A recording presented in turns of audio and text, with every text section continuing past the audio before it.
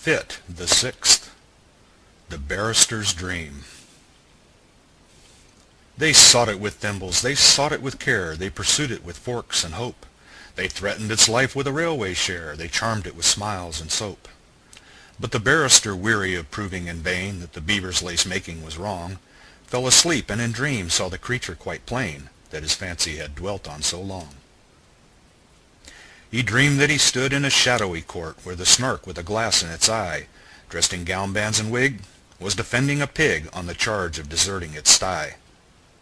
The witnesses proved without error or flaw that the sty was deserted when found, and the judge kept explaining the state of the law in a soft undercurrent of sound. The indictment had never been clearly expressed, and it seemed that the Snark had begun, and had spoken 3 hours before anyone guessed what the pig was supposed to have done. The jury had each formed a different view long before the indictment was read, and they all spoke at once so that none of them knew one word that the others had said. "You must know," said the judge, but the Snark exclaimed, "Fudge! That statute is obsolete quite. Let me tell you, my friends, the whole question depends on an ancient manorial right. In the matter of treason the pig would appear to have aided but scarcely abetted, while the charge of insolvency fails, it is clear, if you grant the plea never indebted. The fact of desertion I will not dispute, but its guilt, as I trust, is removed, so far as related to the costs of this suit, by the alibi which has been proved. My poor client's fate now depends on your votes." Here the speaker sat down in his place, and directed the judge to refer to his notes, and briefly to sum up the case. But the judge said he never had summed up before, so the Snark undertook it instead, and summed it so well that it came to far more than the witnesses ever had said. When the verdict was called for, the jury declined, as the word was so puzzling to spell, but they ventured to hope that the Snark wouldn't mind undertaking that duty as well.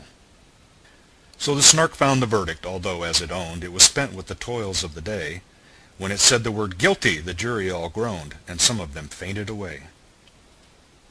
Then the Snark pronounced sentence, the judge being quite too nervous to utter a word. When it rose to its feet there was silence like night, and the fall of a pin might be heard. Transportation for life was the sentence it gave, and then to be fined £40. The jury all cheered, though the judge said he feared that the phrase was not legally sound.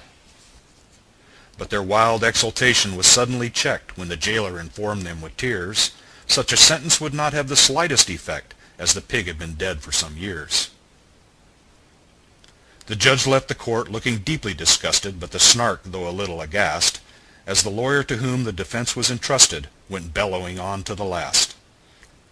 Thus the barrister dreamed, while the bellowing seemed to grow every moment more clear, till he woke to the knell of a furious bell which the bellman rang close at his ear.